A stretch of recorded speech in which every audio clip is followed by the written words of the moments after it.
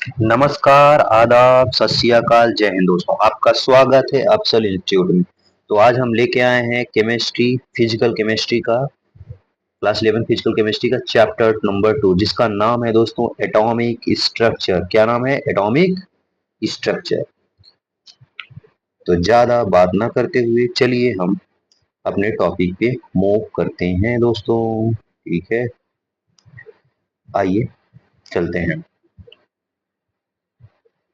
दोस्तों। पहले स्टडी करने से पहले कुछ बेसिक टर्म्स जान लेते हैं कि क्या होता है।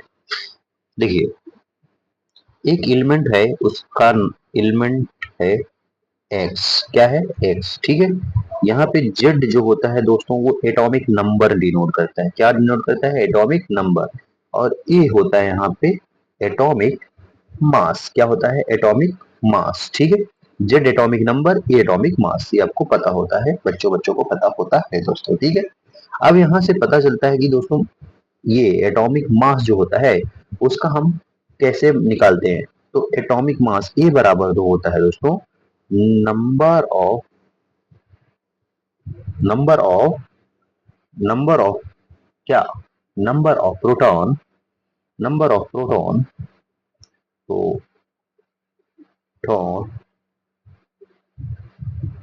Proton plus number of neutron. Number of neutron. ठीक है। ये एटॉमिक बेस निकालने का फॉर्मूला है। फिर यहाँ पे नंबर ऑफ न्यूट्रॉन जब निकालेंगे तो कैसे होगा? नंबर ऑफ न्यूट्रॉन, जाहिर सी बात है, ए माइनस जेड कर देंगे तो दोस्तों नंबर ऑफ न्यूट्रॉन निकल जाएगा। हाँ दोस्तों, ठीक है। और आपको पता होना चाहिए कि हर एलिमेंट में नंबर ऑफ इलेक्ट्रॉन बराबर नंबर ऑफ प्रोटॉन होता है। नंबर ऑफ इलेक्ट्रॉन बराबर होता है नंबर ऑफ प्रोटॉन। ये आपको सबको पता होता है। ठीक है दोस्तों, आई होप यहाँ तक आपको बेसिक नॉलेज ये पता होगा सबको। चलिए अब हम अपने मेन टॉपिक पे बढ़ते हैं। आइए, तो बढ़ने से पहले हम इसका क्या करते हैं? पीडीएफ का ताला तोड़ेंगे और जादू से जूम करेंगे दोस्तों। ठीक है। आई होप आपको यहाँ तक दिख रहा होगा। चलिए दोस्तों, अब एटॉमिक स्ट्रक्चर में पहले हम देखेंगे कि मास ऑफ प्रोटॉन क्या होता है। मास ऑफ प्रोटॉन जैसे कि मैंने लिखा है दोस्तों, 1.673 इंटू 10 की पावर -27 केजी होता है। अगर केजी में रहेगा तो, अगर ग्राम में रहेगा तो 1.673 इंटू 10 की पावर -24 ग्राम रहेगा। फिर मास ऑफ न्यूट्रॉन इसे देख लेंगे तो 1.675 इंटू 10 की पावर -27 केजी, और ग्राम में रहेगा 1.67 इंटू 10 की पावर -24 ग्राम। और मास ऑफ इलेक्ट्रॉन दोस्तों सबसे कम होता है, वो 9.1 इंटू 10 की पावर -31 केजी होगा दोस्तों। माइनस में है ना दोस्तों, तो इसलिए सबसे कम होता है। ठीक है। और इसी को अगर ग्राम में करना होगा तो 9.1 इंटू 10 की पावर -28 ग्राम होगा। ठीक है। चलिए, अब यहाँ पे मैंने ये फॉर्मूला भी लिखा है। अगर मोलर मास दिया है, एटॉमिक मास फॉर्मूला के mass of proton plus mass of या न्यूट्रॉन। ठीक है। वही mass of proton plus mass of neutron. अब मास ऑफ न्यूट्रॉन निकालना होगा तो mass of proton minus mass of atomic, mass of molar mass minus mass of proton निकाल देंगे तो मास ऑफ न्यूट्रॉन आ जाएगा। ठीक है दोस्तों। चलिए, अब आता है एक टर्म जिसका नाम है आइसोटोप्स। आइसोटोप्स क्या होता है दोस्तों? आइसोटोप्स कुछ नहीं होता दोस्तों, सेम एटॉमिक नंबर होना चाहिए। आइसोटोप्स होने के लिए सेम एटॉमिक नंबर, दो एलिमेंट के सेम एटॉमिक नंबर होने चाहिए, but different in mass number. लेकिन उनके मास नंबर डिफरेंट होने चाहिए। इसका एग्जांपल जी, इसका एग्जांपल देखिए। इसका एग्जांपल आपको यहाँ पे दिख रहा होगा, हाइड्रोजन का। हाइड्रोजन को दोस्तों हम H1H करके, H12 करके, H13 करके लिख सकते हैं। यहाँ पे देखेंगे एटॉमिक नंबर सेम है लेकिन मास नंबर डिफरेंट है। इसे बोलते हैं प्रोटीनियम, इसे बोलते हैं ड्यूटेरियम, इसे बोलते हैं ट्राइटिनियम। आपको पता होना चाहिए दोस्तों। ठीक है। फिर आता है एक आइसोबार। क्या क्या आता है? आइसोबार क्या होता है? इसमें कुछ नहीं, जो एलिमेंट होंगे उनके सेम मास नंबर होने चाहिए। उनके क्या होने चाहिए? Same mass number, but different in atomic number. लेकिन उनके एटॉमिक नंबर डिफरेंट होने चाहिए। मास नंबर सेम होने चाहिए, ठीक है, और लेकिन एटॉमिक नंबर डिफरेंट होने चाहिए। जैसे कि इसका भी एग्जांपल देख लीजिए दोस्तों। इसका एग्जांपल है, एक देखिए यहाँ पे, हीलियम है, हीलियम तो मास नंबर डिफरेंट है, लेकिन एटॉमिक नंबर देखेंगे यहाँ पे सेम है दोस्तों, मास नंबर जो है सेम है। मास नंबर हाइड्रोजन का 3 है, तो यहाँ पे भी हीलियम का भी 3 है। अब एक ऐसा और देख लीजिए जिससे आप फेमस हैं, इसी वाले से फेमस नहीं एग्जांपल है, लेकिन आप इससे फेमस होंगे, रूबरू होंगे जिसे बोलते हैं। एक पोटेशियम है और एक कैल्शियम है। पोटेशियम का एटॉमिक नंबर 19 है, कैल्शियम का एटॉमिक नंबर 20 है दोस्तों, ठीक है। लेकिन इसका मोलर मास जिसे बोलते हैं, एटॉमिक मास जो होता है वो 40 होता है, और कैल्शियम का भी 40 होता है दोस्तों, ठीक है। इससे आप ज्यादा जानते होंगे, ठीक है दोस्तों, पता होगा आपको, आई इतना मुझे पता है।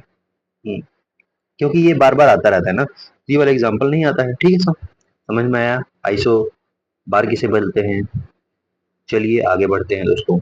आइसो डाइफर क्या होता है, आपसे आपसे क्वेश्चन पूछा आइसो डाइफर, तो ऐसे element atoms those which have same number of n minus P. n minus P क्या होता है, n न्यूट्रॉन है minus proton, neutron minus proton करेंगे तो क्या होता है, उनका जो जिसका न्यूट्रॉन माइनस प्रोटॉन सेम है, न्यूट्रॉन माइनस प्रोटॉन किसी का एक दो एलिमेंट लीजिए जिसका न्यूट्रॉन माइनस प्रोटॉन सेम रहेगा, वही होता है आइसो डाइफर दोस्तों, ठीक है। ये सब पूछता नहीं जाता, बेसिकली मैं आपको बता दे रहा हूँ, ठीक है। अब एक देखिए यहाँ पे एक बोरॉन है, एक कार्बन है, जब इसका निकालेंगे तो इसका प्रोटॉन माइनस न्यूट्रॉन जो आएगा दोनों सेम आएगा, ठीक है, समझ आ रहे हैं। फिर आता है आइसोस्टर। आइसोस्टर क्या होता है दोस्तों, same number of atoms and electron. इसमें क्या होता है, सेम नंबर ऑफ एटम होने चाहिए और एटम्स होने चाहिए और इलेक्ट्रॉन भी सेम होने चाहिए। जैसे कि CO2, CO2 का एग्जांपल देखिए, यहाँ पे वन और एक कार्बन और दो ऑक्सीजन है, 3 नंबर ऑफ एटम है, ठीक है, 3 नंबर ऑफ एटम है। और इसका जो इलेक्ट्रॉन है दोस्तों जब निकालेंगे तो टोटल 22 इलेक्ट्रॉन है। और N2O का एक देख लीजिए, N2O, ठीक है, N2O का एग्जांपल, N2O का एग्जांपल है, N2O में कितने एटम है, 3 एटम है, और इसका जब एटॉमिक नंबर निकालेंगे कितना आएगा, 22। आई होप यहाँ तक आपको समझ में आ रहा होगा। चलिए और आगे बढ़ते हैं दोस्तों, और आगे बढ़ने से पहले हम इसको जादू से गायब कर देते हैं जिससे आपको और अच्छे से क्लियरिटी समझ में आए। चलिए, ठीक है, क्या है दोस्तों, आइसो इलेक्ट्रॉन। आइसो इलेक्ट्रॉन तो बच्चा बच्चा बता सकता है कि सपने में अगर उठाओगे तो वो भी बता देगा क्या, कि आइसो इलेक्ट्रॉन, आइसो मतलब सेम, इलेक्ट्रॉन मतलब सेम इलेक्ट्रॉन, ठीक, same number of electron atom में प्रेजेंट होने चाहिए, तो वो होता है आइसो इलेक्ट्रॉन। जैसे क्लोरीन माइनस और आर्गन का, क्लोरीन माइनस पे दोस्तों 18 इलेक्ट्रॉन होता है, और आर्गन का जो होता है वो भी 18 इलेक्ट्रॉन होता है, तो आइसो इलेक्ट्रॉनिक हो जाते हैं दोस्तों। एक मैंने यहाँ पे फॉर्मूला लिखे, आप ये भी देख लीजिए दोस्तों, हालांकि इसे मैं आगे चल के पढ़ाऊंगा भी, यहाँ पे बस इसे याद करने के लिए देख लीजिए, ये वाला इंपॉर्टेंट है, अभी याद कर सकते हैं। एवरेज एटॉमिक मास जो होता है दोस्तों, ये हमने पहले ही बता चुका है, किसमें, मोल कॉन्सेप्ट में दोस्तों बताया है कि weight 1 percentage 1, weight 2 percentage 2, weight 3 percentage 3, या जो भी एटॉमिक वेट दिया रहेगा उसका, और अपॉन में टोटल वेट कर देंगे तो वो एटॉमिक वेट आ जाएगा दोस्तों। एक्चुअली में ये टोटल 100 ही होता है, ठीक है। अब इंक्रीमेंट का दोस्तों कैसे निकालते हैं, इंक्रीमेंट मास का, इंक्रीमेंट जब निकालेंगे तो दोस्तों final mass minus initial mass upon initial mass into 100 कर देंगे, ठीक है। आई होप यहाँ तक आपको समझ में आ रहा हो। अभी मैं इसका एक क्वेश्चन भी कराऊंगा, आगे कराऊंगा, लेकिन पहले यहाँ पे देखते हैं कुछ और कॉन्सेप्ट। बेसिकली दोस्तों हम आपको यहाँ बताना चाह रहे हैं कि कुछ इसमें थ्योरी है, कुछ इसमें थ्योरी है, जैसे Dalton theory, J Thomson theory, फिर आते हैं रदरफोर्ड थ्योरी, फिर आते हैं बोर्स थ्योरी, ठीक है। तो ये आपको पढ़ने हैं, ये आपको मैं एक होमवर्क की तरह दे रहा हूँ, आपको एक बार बस ऐसे देख लेना है, उससे ज्यादातर क्वेश्चन नहीं पूछे जाते हैं दोस्तों, लेकिन आप एक बार देख लेंगे तो मन को आपकी तसल्ली और खुशी मिलेगी, समझ रहे हो। वो खुशी नहीं बात कर रहा हूँ, अंदर की खुशी की बात कर रहा हूँ, जो अंतर मन की होता है, ठीक है, ज्यादा दिमाग मत लगाओ। आओ, प्लैंक क्वांटम थ्योरी क्या होता है दोस्तों, प्लैंक क्वांटम थ्योरी की शॉर्ट है, जो यहाँ पे इनका पहले हम इंग्लिश वर्ड वर्जन पढ़ते हैं, फिर आपको हिंदी में समझाएंगे जिससे आपको दिमाग में बैठ जाए, समझ रहे हो, अमेगडेला अमेगडेला में बैठ जाए। चलिए आइए बात करते हैं। The radiant energy emitted, the radiant energy emitted और absorbed by the body not continuously but discontinuously in the form of small या discrete packet of energy, and these packet are energy are called quantum। दोस्तों basically जो Planck साहब थे, उन्होंने बताया जो आप एनर्जी एब्जॉर्ब कर रहे हो या इमिट कर रहे हो दोस्तों, वो लगातार नहीं हो रही है, वो लगातार नहीं हो रही है, वो डिसकंटिन्यूअस मैनर में हो रही है। डिसकंटिन्यूअस आ रही रुक जा रही, आ रही रुक जा रही। और ये कैसे हो रही है? Discontinue in the form of small discrete packets, छोटे छोटे पैकेट के फॉर्म में, छोटे छोटे पैकेट्स के फॉर्म में वो एनर्जी आ रही है। And these packets of energy से बोलते हैं क्वांटम दोस्तों। इसे क्या बोलते हैं? क्वांटम बोलते हैं। ठीक है, समझ में आया? आया कि नहीं? आई होप ये आप इसका एक जो थ्योरी है वो समझ गए होंगे। अब इनके फॉर्मूले पे आते हैं दोस्तों। इन्होंने बताया फिर E equal to n h c by lambda, E equal to n h c by lambda. और एच सी बाई लैम्डा को हम लिख सकते हैं न्यू दोस्तों। क्या लिख सकते हैं? न्यू। जैसे फ्रीक्वेंसी होती है सी बाई लैम्डा, वही न्यू होता है फ्रीक्वेंसी। ठीक, ये फ्रीक्वेंसी है दोस्तों। फिर इसको हम लिख सकते हैं फ्रीक्वेंसी को, या बार वेव नंबर बराबर वन बाई लैम्डा होता है दोस्तों। फिर इसी को हम लिख सकते हैं n h c into wave number, into wave number दोस्तों। आपको याद होना चाहिए। तो एक बात याद कर लो, ये याद कर लो मतलब याद ही कर लो। ठीक है, चाहे जैसे याद कर लो, लिख के याद कर लो, कैसे भी याद कर लो, लेकिन याद कर लो दोस्तों। हमने ये याद करने के लिए लिखा है। एच सी, जब एच और सी का मल्टीप्लीकेशन और मल्टीप्लीकेशन करेंगे, एच एक कांस्टेंट नंबर है जिसकी वैल्यू क्या होता है 6.6 इंटू 10 की पावर माइनस 27 अर्ग होता है दोस्तों, या 6.6 इंटू 10 पावर माइनस 34 जूल पर सेकेंड, जूल सेकेंड होता है। ठीक है, ये होता है ना। जब एच और सी की मल्टीप्लाई करो, सी क्या होता है? स्पीड ऑफ लाइट होता है। स्पीड ऑफ लाइट की वैल्यू क्या होती है? 3 इंटू 10 की पावर 8 मीटर पर सेकेंड होती है दोस्तों। जब इसको मल्टीप्लाई करोगे दोस्तों, नियरली नियरली आती है 2 इंटू 10 की पावर माइनस 25 दोस्तों। कितना आते हैं एच सी की वैल्यू? 2 इंटू 24, 2 इंटू 10 की पावर माइनस 25 जूल आती है। ठीक है, अब आपको इसमें यूनिट कन्वर्जन आना चाहिए, किस फॉर्म में वो पूछ रहा है वैसे में। ठीक है दोस्तों, ठीक है। और आपको यहाँ से एक बात मैं बता देना हूँ, 1 जूल बराबर होता है 10 की पावर 7 अर्ग दोस्तों। जैसे 1 मीटर बराबर 1000 होता है, 1 किलोमीटर बराबर 1000 मीटर होता है ना, होता है कि नहीं? 1 मीटर, एक किलोमीटर बराबर 1000 मीटर। तो वैसे यहाँ पे 1 जूल बराबर 10 की पावर 7 अर्ग हो गया। ठीक है, जैसे 1 न्यूटन बराबर 10 की पावर 5 डाइन होता है कि नहीं, वैसे। ठीक है, समझ गया? आई होप यहाँ तक आपको समझ में आ रहा होगा। चलिए आगे बढ़ते हैं, आगे बढ़ते हैं। यहाँ तक ये फॉर्मूला आ गया दोस्तों।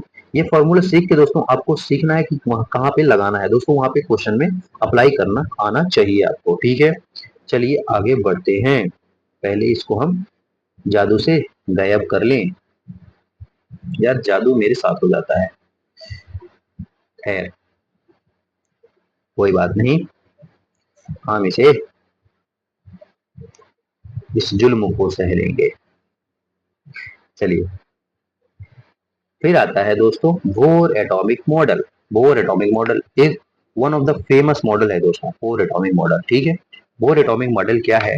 चलिए आइए देखते हैं क्या होता है बोर एटॉमिक मॉडल। एक्चुअली मैं आपको बोर एटॉमिक मॉडल में कुछ पॉस्टुलेट है वो भी बताना चाह रहा हूँ। पहले बोर एटॉमिक मॉडल के कुछ जो उनके रूल्स हैं वो देख लीजिए। It is applicable only for single electron species दोस्तों। ये सिंगल इलेक्ट्रॉन स्पीसीज के लिए ही बोर साहब ने बताया, जैसे कि hydrogen, helium plus, lithium plus and beryllium plus. This model is based on practical nature दोस्तों। इन्होंने जो बोर्स ने प्रैक्टिकल किया उसके बेसिस पे इन्होंने बताया था। ठीक है, अब देखिए, electron can revolve only in those orbital in which the angular momentum of electron is integral multiple of h by 2 pi। दोस्तों जब बोर साहब से पूछा गया कि इलेक्ट्रॉन कैसे, मतलब एक रदरफोर्ड साहब थे, वो बता नहीं पाए, उन्होंने बता नहीं पाया उनके हिसाब से, मतलब। तो उनसे जब क्वेश्चन पूछा गया कि इलेक्ट्रॉन कैसे, उन्होंने बताया ऐसे ऐसे इलेक्ट्रॉन मूव कर रहा है उसके, किसके अकॉर्डिंग, किसके अराउंड, न्यूक्लियस के अराउंड, ये बोल के रदरफोर्ड चले गए। लेकिन उनसे क्वेश्चन पूछा गया, मान लीजिए एक कोई साइंटिस्ट है, उन्होंने क्वेश्चन पूछा कि भाई रदरफोर्ड साहब ये बताइए कि अगर इलेक्ट्रॉन मूव कर रहा है तो एक समय ऐसे आएगा कि उसे मूव करते करते करते करते वो तो उसमें चला जाएगा न्यूक्लियस में, तो खत्म हो जाएगा बात उसकी। तो ऐसा होता नहीं है, प्रैक्टिकल करने पे पता चला। तो बोर साहब ने बताया नहीं नहीं दोस्तों, ऐसा नहीं है। जो इलेक्ट्रॉन है वो रिवॉल्व कर रहा है एक फिक्स्ड एंगुलर मोमेंटम के साथ, एंगुलर मोमेंटम के साथ, जो कि बराबर है m v r equal to m v r, जो बराबर है एंगुलर मोमेंटम बराबर NH अपॉन में 2 पाई के, ठीक है। इसी के अराउंड इलेक्ट्रॉन मूव कर रहा है, इसीलिए वो उसमें नहीं गिर रहा है न्यूक्लियस में। समझ में आया? क्या नहीं गिर रहा है? इलेक्ट्रॉन नहीं गिर रहा है न्यूक्लियस में। कौन बता दिया? बोर साहब ने, ठीक है। अब ये देखिए यहाँ पे फॉर्मूला उन्होंने बता दिया, डिराइव किया। देखिए जैसे ये बताया उन्होंने m v r equal to n h upon में 2 पाई, एम बी आर में एन एच अपॉन में 2 पाई, ठीक है, ये बता दिया।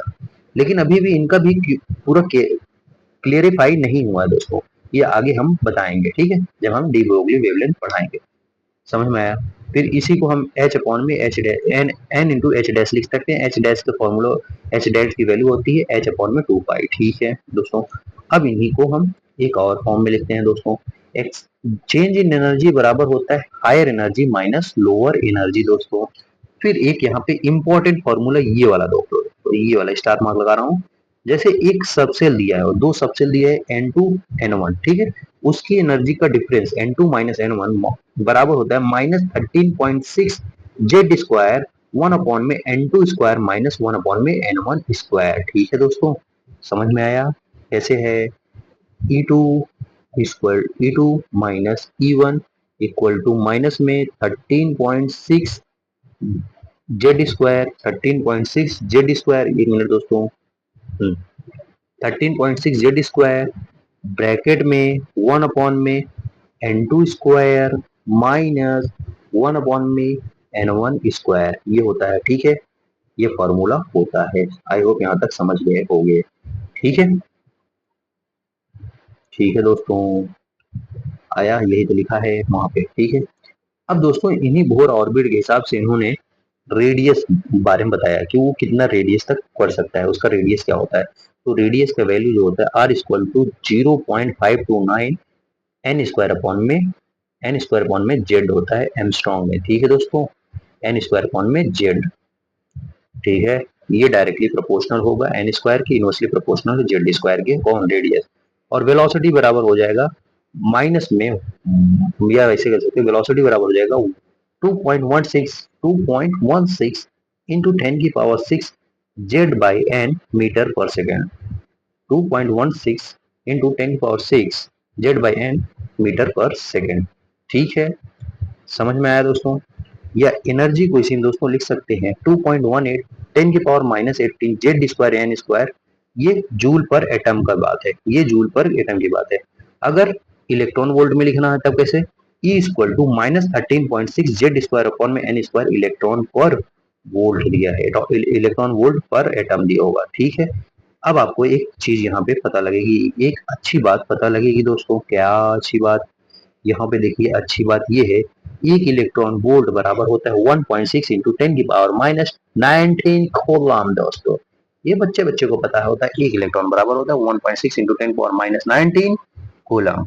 आई होप यहाँ तक आपको समझ में आ रहा होगा। अब यहाँ से दोस्तों kinetic energy inversely proportional to radius के, potential energy minus of radius के, अब total energy minus of radius के दोस्तों, ठीक है। समझ में आया? ये वाला इंपॉर्टेंट फॉर्मूला है दोस्तों, ये 2 बार मैंने लिख दिया है, ठीक है। आया कि नहीं आया?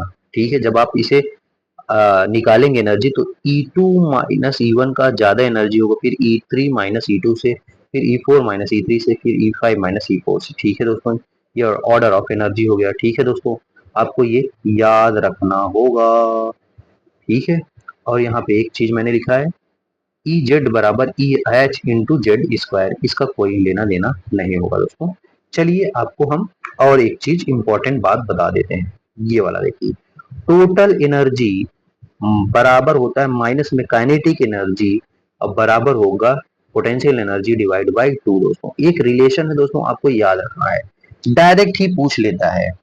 एक टोटल एनर्जी दे दिया रहेगा तो इसमें पूछ लेगा तो आप बताइए काइनेटिक एनर्जी, तो वहां पे आप साइन में माइनस निकाल दीजिए, लगा दीजिएगा तो वो आपका आंसर आ जाएगा।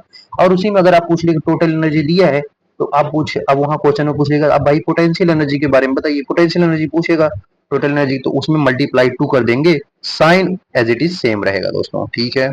समझ में आया? आया कि नहीं आया?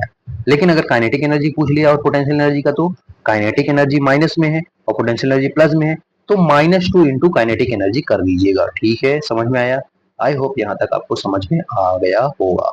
चलिए आगे बढ़ते हैं दोस्तों। अगर नहीं आया होगा तो आप कमेंट करिएगा, हम आपको और जरूर बताएंगे। चलिए, क्या है यहाँ तक पहुंचने से पहले इसको हम क्या करेंगे, ताला तोड़ेंगे और इसे हम जूम करेंगे जादू से। दोस्तों जूम कर लिया, आई होप आपको दिख रहा होगा। क्या बात करेंगे हम इसमें, हाइड्रोजन स्पेक्ट्रम की बात करेंगे दोस्तों। क्या होता है हाइड्रोजन स्पेक्ट्रम? दोस्तों बेसिकली हाइड्रोजन स्पेक्ट्रम की बात करने से पहले हम आपको कुछ चीज बताना चाहेंगे। क्या बताएंगे दोस्तों, ये हाइड्रोजन स्पेक्ट्रम कैसे काम करता है।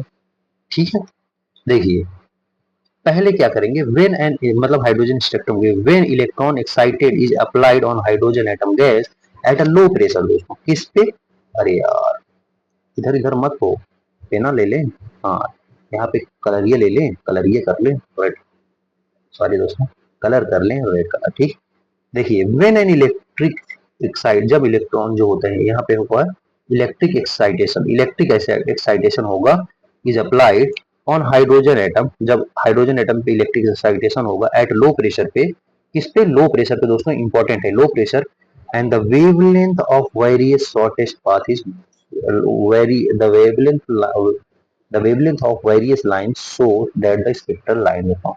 बेसिकली ऐसा क्या होता है दोस्तों, एट लो प्रेशर पे जब करेंगे तो एक ब्लू लाइट आएगा, एक ब्लू लाइट उससे निकलेगा दोस्तों। ठीक है, एक ब्लू लाइट इमिट होगा, जैसे ही एक ब्लू लाइट जो इमिट होगा उसे हम एक प्रिज्म ले आएंगे, उसी ब्लू लाइट को एक प्रिज्म से उसे निकालेंगे, पास करेंगे, एक ब्लू को प्रिज्म में पास करेंगे, तो ब्लू लाइट से जैसे प्रिज्म को पास करोगे तो वो स्पेक्ट्रल लाइन आ जाएगा, स्पेक्ट्रल लाइन दिखाई देगा। दोस्तों स्पेक्ट्रल लाइन क्या होता है बेसिकली, मैं आपको नेक्स्ट पेज पे यहाँ पे बना के दिखाऊंगा, तभी आपको ज्यादा समझ में आएगा। ठीक है, नहीं तो ऐसे घाला मेला हो जाएगा। यहाँ पे भी समझाऊंगा, पहले वहां पे समझा दूं अलग पेज से लेके, तब जाके आपको समझ में आएगा ज्यादा।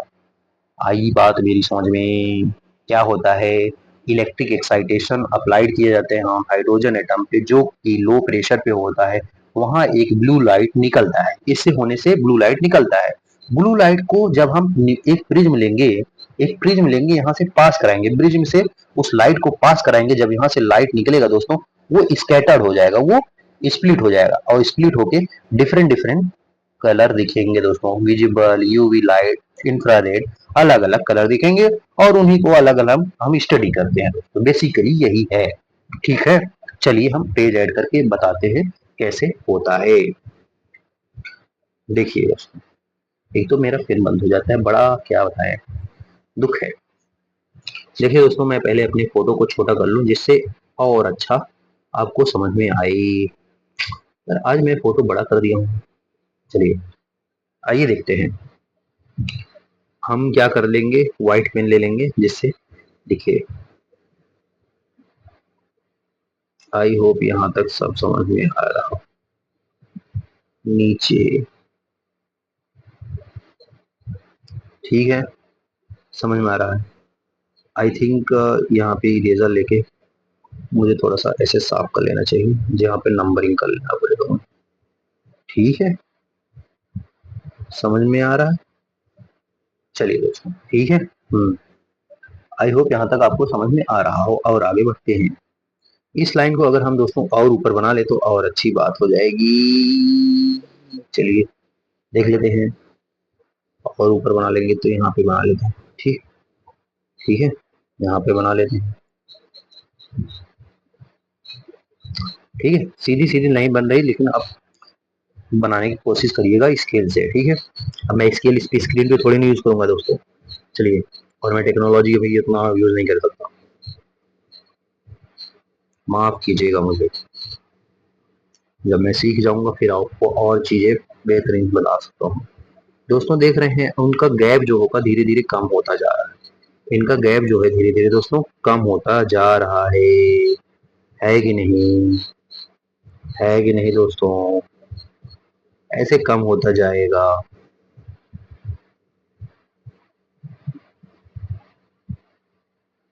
ठीक है, ये है N1, क्या है N1, ये है N2, ये है N2, ये है N3, ये है N4, यहाँ पे N5, N5, यहाँ पे N6, और ये है N7, और ऐसे इनफाइनाइट होते हैं दोस्तों। हम N7 तक ही आपको समझाएंगे, समझ में आ रहा है, क्योंकि N7 तक ही पूरे आ जाएंगे डिटेल में। चलिए, अगर दोस्तों एक इलेक्ट्रॉन है, एक इलेक्ट्रॉन है, मैं कौन सा पेन ले लूं अब जिससे आपको दिखे, हाँ ये कलर ले लेता हूँ जिससे आपको दिखे, हाँ अच्छा दिख रहा है। चलिए, एक इलेक्ट्रॉन है जो एक्साइटेड हो रहा है कहाँ, N7 से ग्राउंड स्टेट। N1 को हम दोस्तों ग्राउंड स्टेट बोलते हैं, N7 को मान लेते हैं एक नंबर स्टेट, ठीक। N7 से ग्राउंड स्टेट में आ रहा है। इसका स्पेक्ट्रल लाइन कुछ इस तरह से बनेगा दोस्तों। N7 से पहले आएगा, फिर इसके बाद N6 से आएगा, फिर इसके बाद N5 से, अरे यार N5 से आएगा, समझ रहे हैं, समझ रहे हैं, N5 से आएगा, फिर N4 से आएगा, फिर N3 से आएगा, फिर इसके बाद N2 से आएगा, ठीक है। ये इतना स्पेक्ट्रल लाइन बनेगा दोस्तों। आई होप यहाँ तक आपको समझ में आ रहा होगा, ठीक है। इसको भी मैं यहाँ पे बना देता हूँ जिससे क्लियर रहे, ठीक है। अभी अरे यार, अरे यार, अरे यार, ये क्या हो गया, खैर खैर, अरे अरे अरे अरे, समझ में आया। ये क्या है, ग्राउंड स्टेट, ये फर्स्ट स्टेट का जो है। फिर अब सेकेंड स्टेट का कैसे निकालेंगे दोस्तों, ऐसे 7 से ये फिर निकालेंगे। N7 से फर्स्ट ग्राउंड सेकेंड स्टेट पे आएगा, मतलब से N2 पे आएगा, फिर N6 से आएगा N2 पे, फिर N5 से आएगा N2 पे, N4 से आएगा N2 पे, ठीक है। फिर N3 से आएगा N2 पे, ठीक है दोस्तों। आई होप यहाँ तक समझ में आ रहा होगा। फिर इसके बाद N3 वाले पे कहाँ से करेंगे, यहाँ से, यहाँ से, अरे फिर यहाँ से, फिर यहाँ से। आई होप यहाँ तक माइक क्लियर चल रहा है। हाँ दोस्तों, माइक सही चल रहा है। कई बार डर लग जाता है दोस्तों, इतना पढ़ाने के बाद फिर माइक बंद हो जाता है तो बड़ा गुस्सा लगता है ना, फिर से रिकॉर्ड करो, ये सब करना पड़ता है दोस्तों, ये अभी मजबूरी है। खैर चलिए आगे चलते रहते हैं, ये सब लगा रहता है। यहाँ से N7, N6, N5 से फिर आता है यहाँ पे, यहाँ फिर आता है ऐसे यहाँ से। समझ में आ गया दोस्तों। ये वाली स्टेट को, ये जो फर्स्ट स्टेट बना है इसे हम बोलते हैं दोस्तों लाइमन सीरीज। क्या बोलते हैं, लाइमन, क्या बोलते हैं, लाई मन। एक बार मैं देख लियो स्पेलिंग, जिससे आप मेरे को गाली ना दो। फिर दूसरा बोलते हैं बालमार। क्या बोलते हैं, बालमार सीरीज, बालमार सीरीज दोस्तों, ठीक है। इस वाले को बोलते हैं दोस्तों पास्चन सीरीज। क्या बोलते हैं, पास्चन,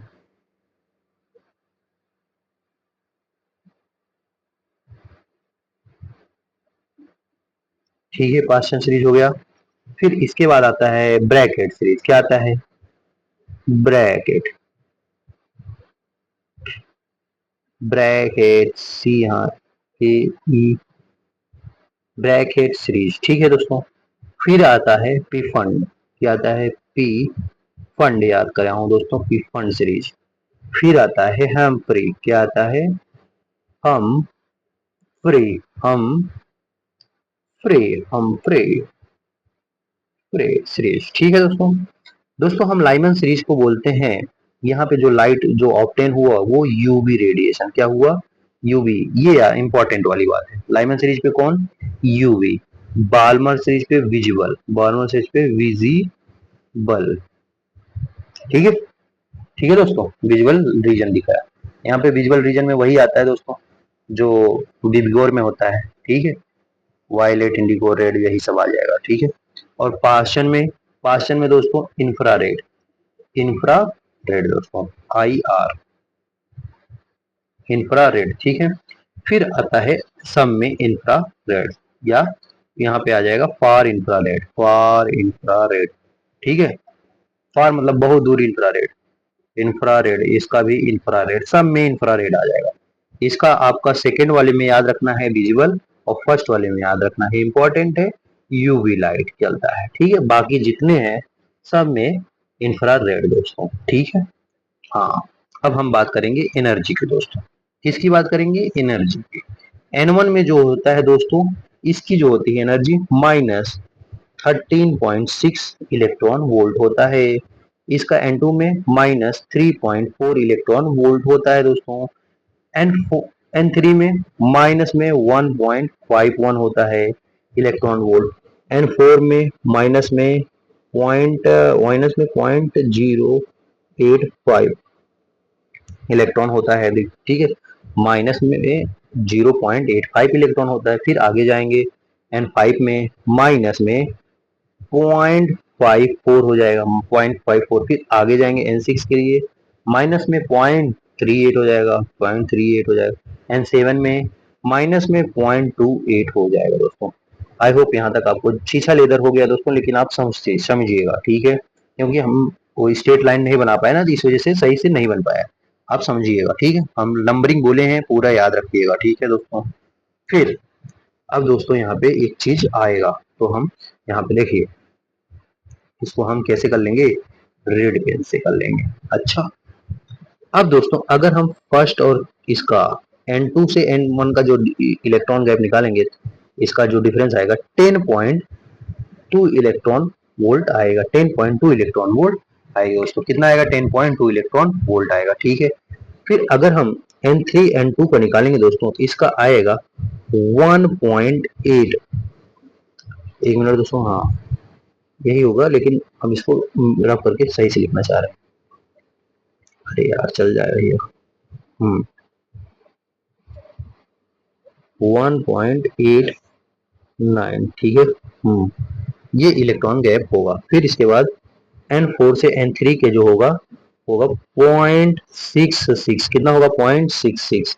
फिर N5 से N4 तक का जो होगा दोस्तों, ये हो जाएगा 0.31, 0.31।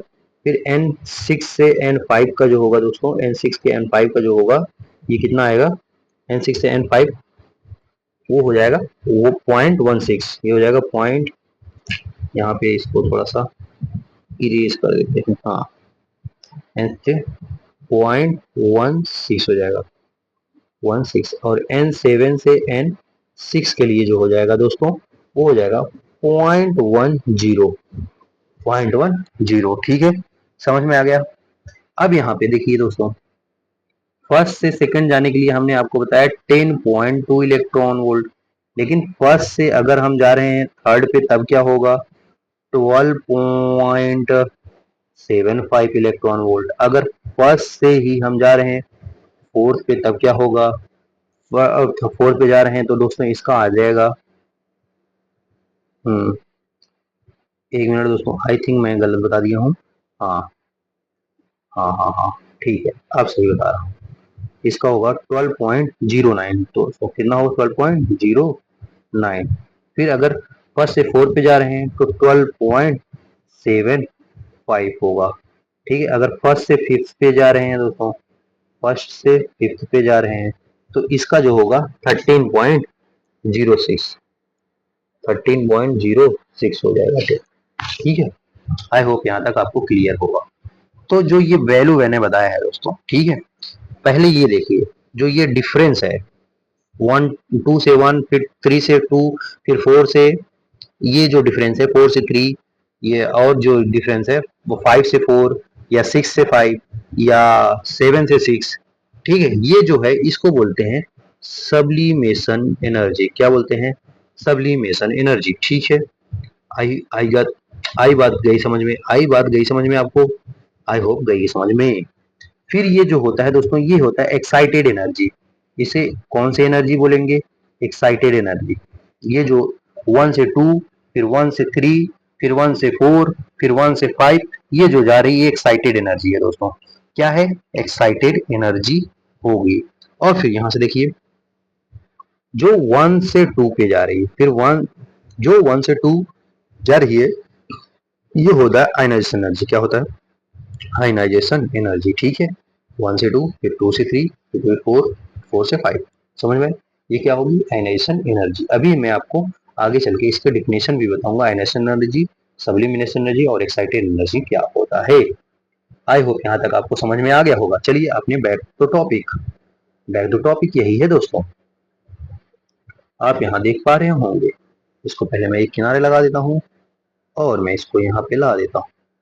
आप यहाँ पे पहले सीरीज देखिए, जो फर्स्ट सीरीज है इसे बोलते हैं Lyman series, second series Barmer series, third series Paschen, फिर ब्रैकेट, फिर रिफंड, फिर हम्फ्री सोइड।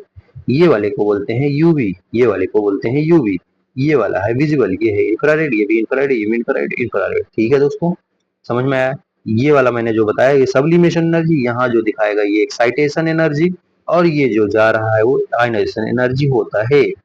आई होप यहाँ तक समझ में आ गया दोस्तों। अब आगे बढ़ते हैं। यहाँ पूछता है नंबर ऑफ स्पेक्ट्रल लाइन कैसे निकालेंगे। नंबर ऑफ स्पेक्ट्रल लाइन निकालने का फॉर्मूला है दोस्तों, अगर एक ही एन की वैल्यू दी है तो एन ब्रैकेट में N minus one divide by two, और अगर दो एन की वैल्यू दी है number of spectral line N two minus N one bracket में, फिर एक ब्रैकेट में N two minus N one plus one divide by two, N two minus N one bracket में फिर N two minus N one plus one divide by two. ये होता है number of spectral line जब दो N की value दी हो। चलिए आगे बढ़ते हैं। अरे यार आगे बढ़ते हैं, पहले मैं इसको यहाँ उतार ले, फिर इसको मैं ऊपर चढ़ा ले, तब और अब बातें आपको मैं बता सकूं। पहले मैं इसको बादल बना के मिटा सकूं, तो अब आपको क्लियर होता रहेगा। ठीक है, समझ में आया, आया कि नहीं समझ में कुछ। आई होप यहाँ तक आपको समझ में आ रहा होगा। चलिए दोस्तों, अब याद रखिए जो फर्स्ट लाइन है वो अल्फा सीरीज है। कौन सा है, ये जो फर्स्ट लाइन है इसे अल्फा सीरीज बोलेंगे। जो सेकेंड लाइन है वो बीटा सीरीज होगी, जो सेकेंड लाइन बीटा सीरीज, और जो थर्ड लाइन होगी वो गामा सीरीज होगी। ठीक है, समझ में आएगा। First line starting line integral, ये हो जाएगा इसमें। फर्स्ट लाइन में जो होगा यहाँ पे वो उसमें लैम्डा मैक्सिमम होगा, मिनिमम फ्रीक्वेंसी होगी, वहां पे वेवलेंथ जो होगा दोस्तों मैक्सिमम होगा। फर्स्ट लाइन में वेवलेंथ मैक्सिमम और फ्रीक्वेंसी जो होगी मिनिमम होगी। समझ में आया। और जो लास्ट लाइन होगा, जो लास्ट लाइन ये लिमिटिंग लाइन होगा दोस्तों, वो मार्जिनल लाइन, उसके पास लैम्डा जो होगा, इसके पास जो लैम्डा होगा वेवलेंथ कम होगा, फ्रीक्वेंसी ज्यादा होगी दोस्तों। एज यूजुअल फ्रीक्वेंसी ज्यादा होगी और वेवलेंथ कम होगी दोस्तों। समझ में आया, आया कि नहीं। आई होप यहाँ तक आपको समझ में आ गया होगा। चलिए आगे बढ़ते हैं। अब बात करेंगे किसकी, एक बढ़िया फॉर्मूला की, जिसका नाम है रिडबर्ग फॉर्मूला। क्या होता है रिडबर्ग फॉर्मूला में दोस्तों, बेसिकली रिडबर्ग फॉर्मूला जो होता है वो wave number, one upon wave number बराबर होता है वन अपॉन लैम्डा वेवलेंथ के। फिर इसका फॉर्मूला होता है आर जेड स्क्वायर ब्रैकेट में वन अपॉन में N one square minus one upon में N two square, one upon में N one square minus one upon में एन टू स्क्वायर। दोस्तों यही एनर्जी वाले टर्म में दोस्तों, एनर्जी वाले जो टर्म होता है, ये वाला पेज कहाँ से आ गया, इसको मैं डिलीट करूंगा। फिर आगे बढ़ते हैं। जो यहाँ पे एनर्जी वाला टर्म है आप यहाँ पे देख पा रहे होगे, N two minus N one का, N two square minus N one का स्क्वायर था, और इस वाले टर्म में यहाँ पे हो जाएगा दोस्तों N one square minus N two square. समझ में आया, आया कि नहीं। ठीक है, अब यहाँ पे एक चीज और देख लीजिए दोस्तों, इससे हो जाएगा एनर्जी जो होता है डायरेक्टली प्रोपोर्शनल होता है फ्रीक्वेंसी के, और इनवर्सली प्रोपोर्शनल होता है वन बाई वेवलेंथ के। ठीक है दोस्तों, फ्रीक्वेंसी जो होता है सी अपॉन में लैम्डा होता है दोस्तों, वन अपॉन में आर, ये जो आर है रिडबर्ग कांस्टेंट है।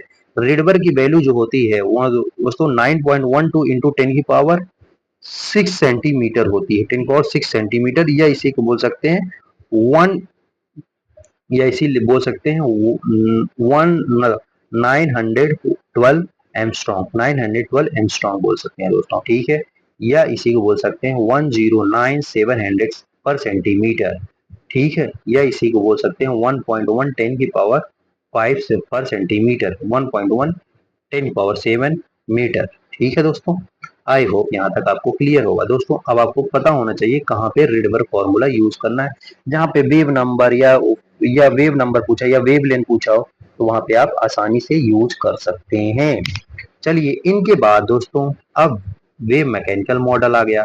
क्या आ गया, वेव मैकेनिकल मॉडल दोस्तों। एक्चुअली में ये और कॉन्सेप्ट था, लेकिन हम यहाँ पे शॉर्ट करके बता रहे हैं, तो बेसिकली शॉर्ट में ही चलिए। ठीक है, wave mechanical model of atom में दोस्तों दो लोग बात किए। कौन लोग, दो लोग। एक आते हैं डी ब्रोगली कॉन्सेप्ट, एक होता है हाइजेनबर्ग कॉन्सेप्ट। एक आता है डी ब्रोगली, एक होता है हाइजेनबर्ग कॉन्सेप्ट। ठीक है दोस्तों, डी ब्रोगली कॉन्सेप्ट इन्होंने डुअल नेचर ऑफ मैटर ही बताया था दोस्तों। फिर इन्होंने स्टडी किया और घोर अध्ययन करने के बाद इन्होंने पता किया क्या, कुछ फॉर्मूला का आविष्कार किया। उस फॉर्मूला में क्या है, जैसे 1 में लैम्डा इक्वल टू होता है एच अपॉन में एम बी, वो सॉरी लैम्डा बराबर होता है एच अपॉन में एम बी, ठीक है। और एम बी को हम लिख सकते हैं पी, पी जो होता है मोमेंटम, एच अपॉन में पी। और मोमेंटम को दोस्तों आप जैसे पढ़ चुके हो काइनामेटिक या उसमें, आगे जब पढ़ोगे दोस्तों काइनामेटिक्स में या कह सकते हो वर्क एनर्जी पावर में, तो वहाँ मोमेंटम बराबर हो जाएगा अंडर रूट में 2 kinetic energy into mass, 2 mass into kinetic energy दोस्तों। बेसिकली ये ऐसे आता है, जब काइनेटिक एनर्जी जो होता है दोस्तों मोमेंटम का स्क्वायर अपॉन में 2m हो जाता है, फिर जब इसे मोमेंटम का रूट करोगे तो रूट में आएगा 2m काइनेटिक एनर्जी, ठीक है। आई होप आपको समझ में आ रहा होगा, ठीक है। चलिए आगे बढ़ते हैं। फिर इसके बाद एच अपॉन में रूट में, एच अपॉन में रूट में क्या है 2q into M, to Q क्या है चार्ज है, वी जो है जहाँ पे दोस्तों वो है क्या वोल्टेज है, वोल्टेज या वोल्ट है, पोटेंशियल है, और एम मास होगा 2q वी इंटू एम, ठीक है। और अगर टेम्परेचर के टर्म में आया जाएगा तो दोस्तों एच अपॉन में रूट में 3m के टी, रूट में 3m के टी दोस्तों, ठीक है। समझ में आया।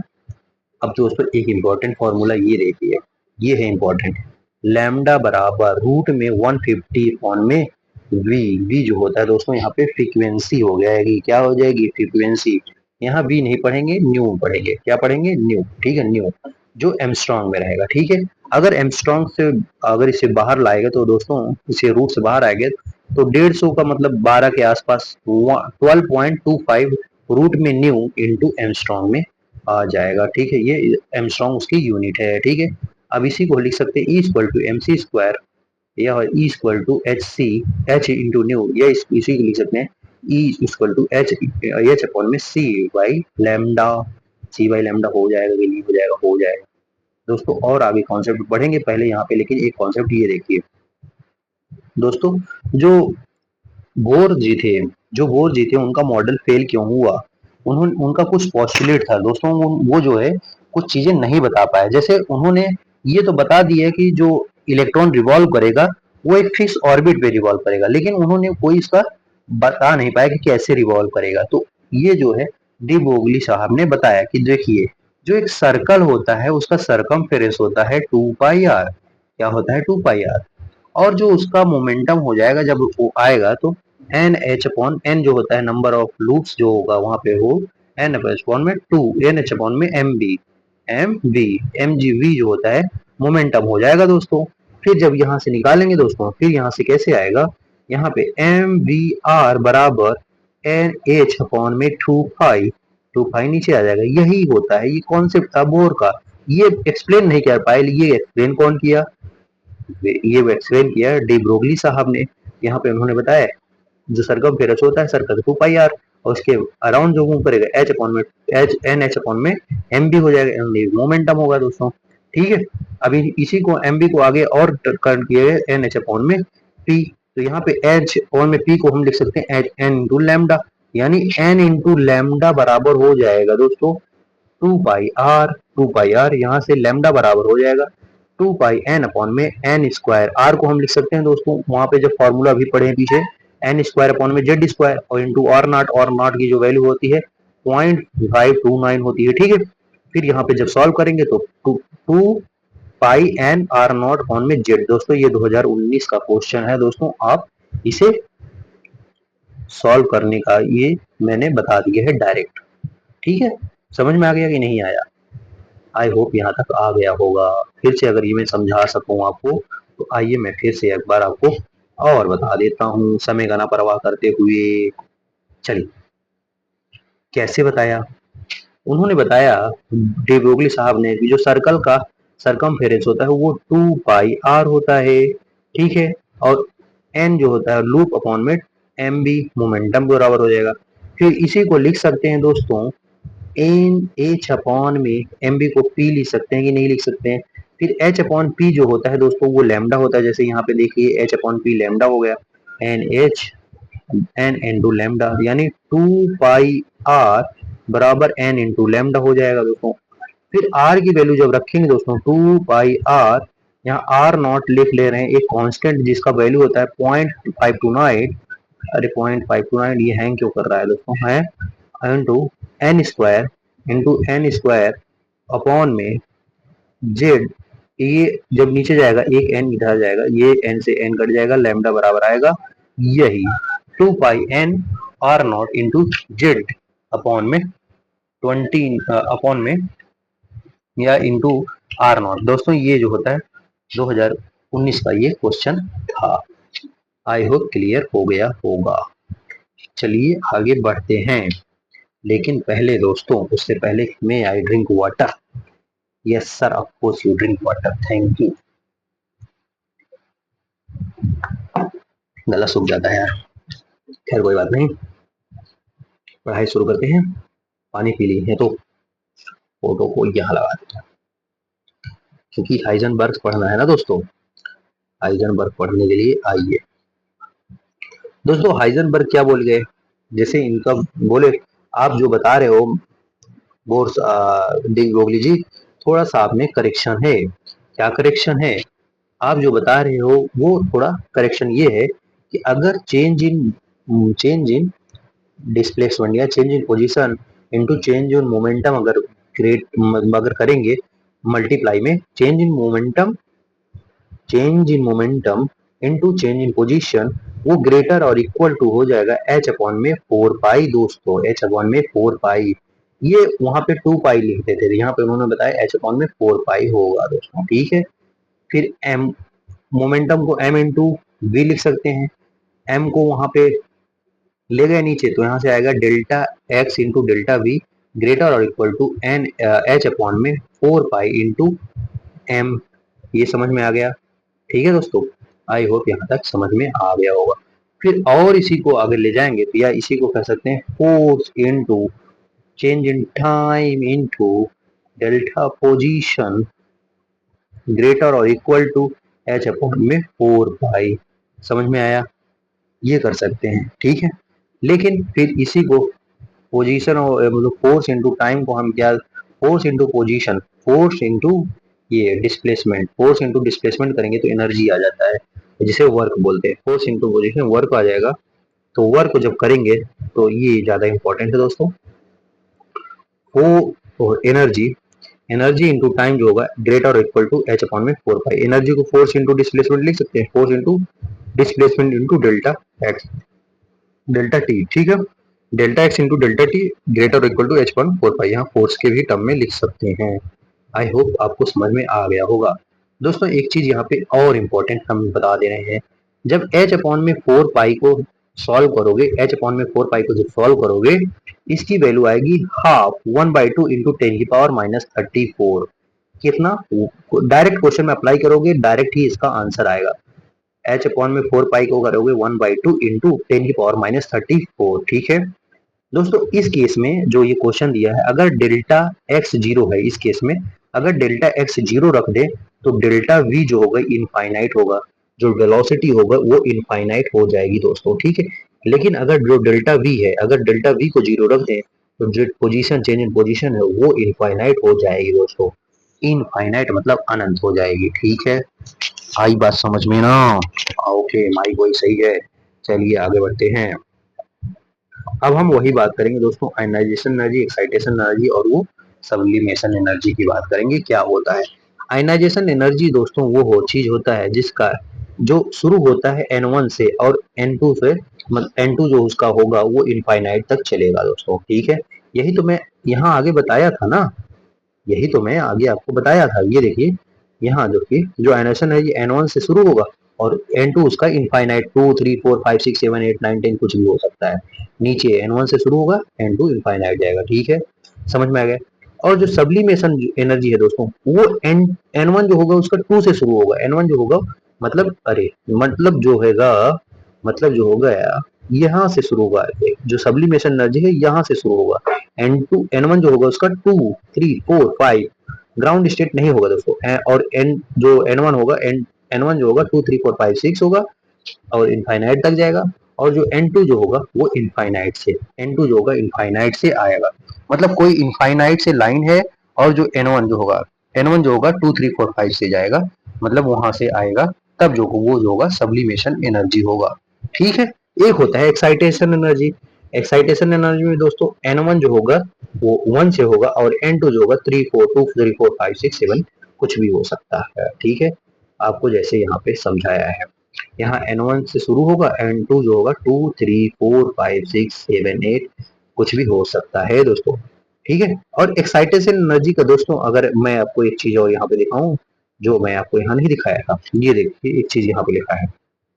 कहाँ, ये देखिए, अगर एक्साइटेड एक्साइटेड स्टेट है, कोई अगर एक्साइटेड स्टेट में पूछ रहा है तो वहां पे n+1 कर दीजिएगा। कोई वैल्यू है वहां पे n, मान लीजिए फिफ्थ सेल पे पूछ रहा है एक्साइटेड स्टेट में तो n+1 कर देंगे तो सिक्स सेल आ जाएगा। अगर मान लीजिए फोर्थ सेल पूछ रहा है एक्साइटेड स्टेट में, 4+1 कर देंगे 5 आ जाएगा दोस्तों, वो एक्साइटेड स्टेट की वैल्यू हो जाएगी। चलिए आगे बढ़ते हैं, आगे बढ़ते हैं। यहाँ तक आई होप क्लियर हो गया होगा। हाँ देखो एक चीज और लिख लीजिए, all energies are always positive, सभी एनर्जीज पॉजिटिव होते हैं। ये तो बच्चा बच्चा बता सकता है। और जो आयनाइजेशन एनर्जी होती है दोस्तों, वो एटॉमिक नंबर के डायरेक्टली प्रोपोर्शनल होती है और उसकी स्क्वायर के एटॉमिक नंबर के डायरेक्टली प्रोपोर्शनल होती है और उसकी स्क्वायर के एटॉमिक नंबर के स्क्वायर के डायरेक्टली प्रोपोर्शनल होती है। ऐसा स्टेटमेंट बनेगा दोस्तों। ठीक है, Anderson energy is directly proportional to atomic number square. Basically ये ट्रू स्टेटमेंट है। ठीक है, चलिए आगे बढ़ते हैं। यहाँ हो गया। अब बात करेंगे हम अच्छा टॉपिक पे। पहले यहाँ पे आएंगे, इसको ताला तोड़ेंगे और हम इसको जूम कर देंगे। ये लो जूम कर दिया, जूम कर दिया, समझ में आ गया। चलिए आगे बढ़ते हैं। हाँ दोस्तों, ठीक, आगे क्या है, आगे क्या है दोस्तों, आगे है क्वांटम नंबर। अभी आई थिंक जूम सही से नहीं हुआ है। लो, आई होप अब जूम हो गया होगा।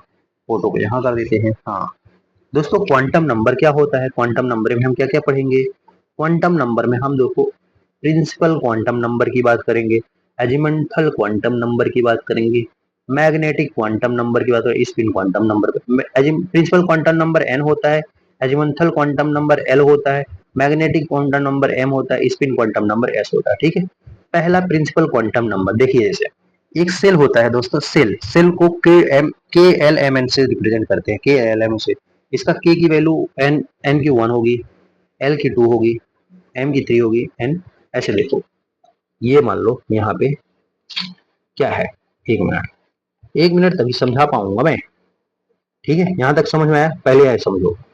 देखो एक मान लो यहाँ पे प्रोटॉन या न्यूट्रॉन है, इसमें प्रोटॉन प्लस न्यूट्रॉन है। फिर इसका ये वाला फर्स्ट सेल जो होता है ये के सेल होता है।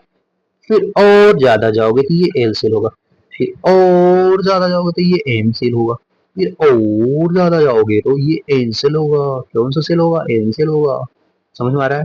अब इसकी वैल्यू जो होगी एन वन होगा, ये टू होगा, ये थ्री होगा, ये फोर होगा। ये क्या है, एन, एन जो होगा प्रिंसिपल क्वांटम नंबर होगा। क्या होगा, प्रिंसिपल क्वांटम नंबर होगा। आई होप यहाँ तक क्लियर है आपको। ठीक है, समझ में आया, आई होप यहाँ तक क्लियर है। अब बात करते हैं एजिमुंथल क्वांटम नंबर के। एजिमुंथल क्वांटम नंबर क्या होता है, एजिमुंथल क्वांटम नंबर एल से रिप्रेजेंट करते हैं दोस्तों। इसका एस पी डी एफ, चार सेल होते हैं, चार सेल होते हैं। एस में एल की वैल्यू 0 होगी, पी में एल की वैल्यू 1 होगी, डी में एल की वैल्यू 2 होगी, एफ में एल की वैल्यू 3 होगी दोस्तों।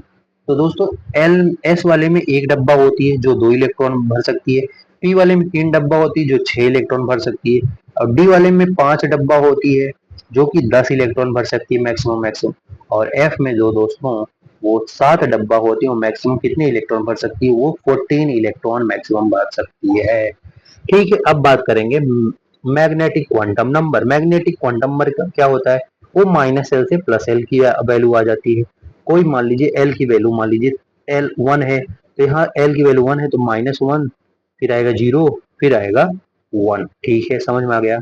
अगर यही मान लीजिए एल की वैल्यू 2 आ जाए, मतलब एल की वैल्यू 2 कैसे हो जाएगी, जिसकी एल की वैल्यू 2 जो डी डी ब्लॉक के हो या डी सेल से हो। ठीक है, अब यहाँ पे -2, फिर -1, फिर 0, फिर 1, फिर 2 आ जाएगी। ठीक है, ये होता है माइनस एल से प्लस एल की वैल्यू। समझ में आ गया, आई होप यहाँ तक समझ में आ गया होगा। चलिए आगे बढ़ते हैं। आगे बढ़ते हैं। Spin quantum number, spin quantum number एक क्लॉकवाइज होगा, एक एंटी क्लॉकवाइज। क्लॉकवाइज होगा तो प्लस हाफ, एंटी क्लॉकवाइज होगा तो माइनस हाफ। आई होप यहाँ तक क्लियर हो गया होगा। You get it no, you get it no, I think you get it. Let move forward. Forward, what is for forward? Forward is the date. Orbital angular momentum, orbital angular momentum दोस्तों क्या होता है? वो क्या होता है? Angular momentum जब निकालेंगे तो अंडर रूट में एल, ब्रैकेट में L plus one into H upon में 2 पाई। क्या बोला?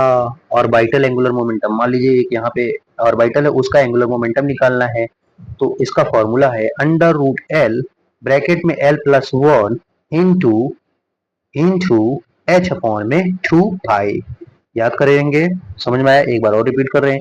ऑर्बिटल एंगुलर मोमेंटम का फॉर्मूला अंडर रूट में एल, ब्रैकेट में L plus one into H upon में 2 पाई। ठीक है, याद हो जाएगा। अब ये डायरेक्ट क्वेश्चन में आ जाएगा ऑर्बिटल एंगुलर मोमेंटम का, तो आप निकाल सकते हैं। ठीक है, समझ में आ गया दोस्तों? बेसिकली यही है। फिर आता है टोटल नंबर ऑफ नोड, बताओ कितना टोटल नंबर ऑफ नोड है। नोड निकालने के लिए दोस्तों n-1 कर देंगे, नोड आ जाएगा। फिर दोस्तों एंगुलर नोड या रेडियल नोड निकालने बोल देगा। रेडियल नोड निकालने के लिए क्या करोगे? नंबर ऑफ रेडियल नोड निकालने के लिए n-l-1, n-l-1।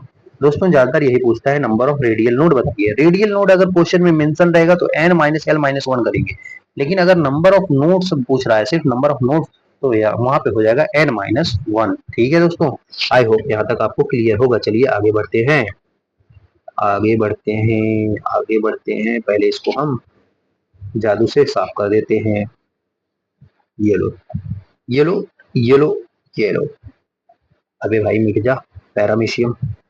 ठीक है, नंबर ऑफ एंगुलर नोड निकालना हो, एंगुलर नोड दोस्तों एल के बराबर हो जाएगा। कितने? एल के डायरेक्टली बराबर हो जाएगा। ठीक है, अब यहाँ पे एक और इम्पोर्टेंट क्वेश्चन दोस्तों, अगर मैग्नेटिक मूवमेंट पूछ रहा है, वहां पे एंगुलर मैग्नेटिक मूवमेंट था, एंगुलर देख रहे हैं यहाँ पे, देखिए वहां पे पूछ रहा था ऑर्बिटल एंगुलर मोमेंटम, अब यहाँ पे पूछ रहा है मैग्नेटिक मोमेंटम। बताइए, मैग्नेटिक मोमेंटम का फॉर्मूला होता है अंडर रूट एन ब्रैकेट में एन प्लस टू। एन जो होता है बेसिकली क्या होता है? नंबर ऑफ अनपेयर्ड इलेक्ट्रॉन दोस्तों, under root N, N plus two. और एन क्या होता है दोस्तों? Basically number of unpaired electron, जो ऑर्बिटल में नंबर ऑफ अनपेयर्ड इलेक्ट्रॉन है उन्हीं को हम बोलते हैं एन। ठीक है दोस्तों, वहां पे आप जब कॉन्फ़िगरेशन करोगे वहां से आपको पता चल जाएगा कितना अनपेयर्ड इलेक्ट्रॉन है। ठीक है, अब दोस्तों नंबर ऑफ सबसेल अगर निकालना हो, number of subshell in orbits, orbits निकालना हो तो वो क्या होगा? वो डायरेक्टली प्रोपोर्शनल होगा किसके? डायरेक्टली प्रोपोर्शनल होगा एन के। ठीक है, अगर number of orbital in orbits, orbital in orbit N square कर दीजिए, orbital in orbits N square.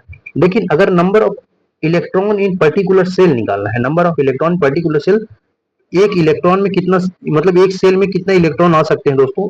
2n² कर दीजिए। कितना? 2n²। अगर number of shell in orbit निकालना है, एक सेल में कितने ऑर्बिट हैं दोस्तों? तो n के प्रोपोर्शनल। फिर number of orbitals in orbit, उस ऑर्बिटल में कितने ऑर्बिट हैं दोस्तों? तो n² कर दीजिए। अगर number of electron in particular shells, एक सेल में कितना, एक सेल में कितना इलेक्ट्रॉन आ सकते हैं दोस्तों? 2n² से मल्टीप्लाई कर दीजिए। ठीक है, समझ में आया? यही तो बताया, number of orbital in orbits n², number of electron in orbits 2n²। ठीक है, अब दोस्तों हमने यहाँ पे बताया था पीछे परसेंटेज इंक्रीमेंट का फॉर्मूला बताया दोस्तों, final increase mass minus initial increase mass upon में इनिशियल इंटू 100। ये तो मैं पहले बता दिया था, तो इसका आप क्वेश्चन कर लेते हैं। इसका क्वेश्चन कर लेंगे तो आपको ज्यादा क्लियर हो जाएगा। आइए दिखाते हैं दोस्तों हमने क्या नोट में लिखा है, तब आपको इस क्वेश्चन करने में सहायक हो गए। ठीक है, आइए देखते हैं। हाँ देखिए, मास ऑफ प्रोटॉन न्यूट्रॉन पर फर्क पड़ेगा। देखिए मास ऑफ जो चेंज होगा, मास ऑफ प्रोटॉन और न्यूट्रॉन पे फर्क पड़ेगा, लेकिन मास ऑफ इलेक्ट्रॉन पर कोई फर्क नहीं पड़ेगा। Mass of proton, mass of electron पे जो इंक्रीज होगा उस पे फर्क पड़ेगा, लेकिन लेकिन मास ऑफ इलेक्ट्रॉन पे कोई फर्क नहीं पड़ेगा। दोस्तों ये आपको दिमाग में याद होना चाहिए। ठीक है, एक देखिए क्वेश्चन है, कार्बन 6 12 अगर उसका मास ऑफ न्यूट्रॉन है वो डबल कर दिया जाए, मास ऑफ जो नया बनेगा मास ऑफ न्यूट्रॉन डबल किया जाए और मास ऑफ प्रोटॉन को हाफ कर दिया जाए, मास ऑफ प्रोटॉन को आधा कर दिया जाए और मास ऑफ इलेक्ट्रॉन को डबल कर दिया जाए, द न्यू एटॉमिक मास। तो दोस्तों पहले हम कैसे बनाएंगे, इनिशियल लेंगे, इनिशियल में प्रोटॉन न्यूट्रॉन एंड इलेक्ट्रॉन लिखेंगे। प्रोटॉन कितने होंगे, 6, ये दिख रहा है प्रोटॉन, और इलेक्ट्रॉन भी 6 होंगे क्योंकि नंबर ऑफ प्रोटॉन बराबर नंबर ऑफ इलेक्ट्रॉन। और एटॉमिक नंबर या नंबर ऑफ न्यूट्रॉन कैसे निकालेंगे, 12 माइनस 6 करेंगे तो दोस्तों 6 आ जाएगा नंबर ऑफ न्यूट्रॉन। ठीक है, समझ में आ गया, प्रोटॉन न्यूट्रॉन इलेक्ट्रॉन दोनों 6 6 6 तीनों 6 6 आ गए। अब फाइनल में पूछ रहा है दोस्तों, फाइनल में जो प्रोटॉन है, फाइनल में जो प्रोटॉन है दोस्तों, वो जो है फाइनल में जो प्रोटॉन है दोस्तों वो जो है हाफ हो जा रहा है, तो यानी 6 का आधा 3 हो जाएगा। ठीक है, अब जो न्यूट्रॉन है दोस्तों, न्यूट्रॉन जो होता है क्या होगा, न्यूट्रॉन क्या होगा दोस्तों, ये देखिए न्यूट्रॉन में बोल रहा है डबल हो जाएगा, न्यूट्रॉन में यानी पहले 6 था अब डबल हो जाएगा, कितना हो जाएगा 12 हो जाएगा। और इलेक्ट्रॉन बोल रहा है डबल हो जाएगा, इलेक्ट्रॉन को भी डायरेक्ट डबल कर दिया।